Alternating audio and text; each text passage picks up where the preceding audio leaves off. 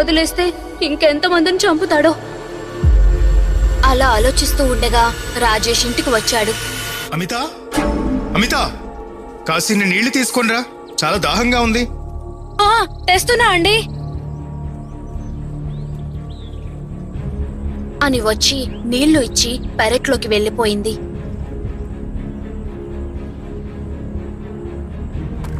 భర్త మనిషి రూపంలో ఉన్న రాక్షసుడని తెలిసి కుమిలిపోయింది.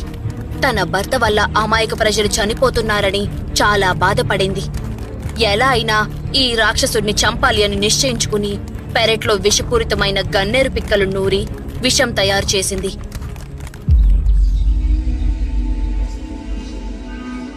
రాత్రవగానే రాజేష్ కి భోజనంలో విషం కలిపి పెట్టింది. ఆ విషం కలిపిన అన్నాన్ని తిన్న రాజేష్ అక్కడికక్కడే పడి చనిపోయాడు.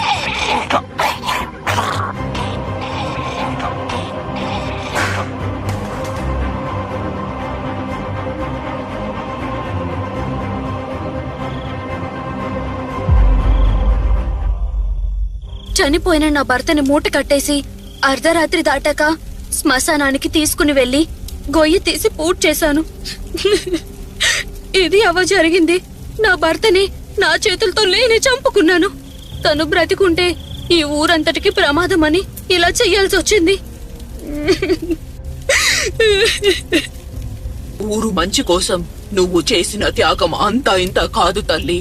కాని మీ ఆయన నిజంగా రాక్షసుడేనా? ఒకవేళ రాక్షసుడే అయితే అలా మారడానికి గల కారణమేంటో తెలుసుకోవాలి కదా. అదేదో దుష్టశక్తి ప్రభావం అయితే మీ ఆయన్ని చంపినా ప్రయోజనం ఉండదు. సరే, ముందు అదేంటో తెలుసుకోవాలి.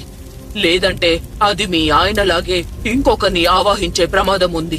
పిల్లి దెయ్యం, పొట్టి దెయ్యం ఎక్కడుంది? పొట్టి దెయ్యం ఇంకా శ్మశానంలోనే ఉందిగా. పొట్టోడు ఇక్కడికి రాలేదా? నీతో పాటు వచ్చాడనుకుంటున్నా. పాపం వాటి ఆ దెయ్యాలు ఇంకా వదలలేదనుకుంటా. సరే, వెంటనే ఆ శ్మశానానికి పదండి అని మంత్రాలవ్వ, అమిత, పిల్లి దెయ్యం ముగ్గురు రాజేష్ ని పూడ్చిపెట్టిన శ్మశానానికి వెళ్లారు.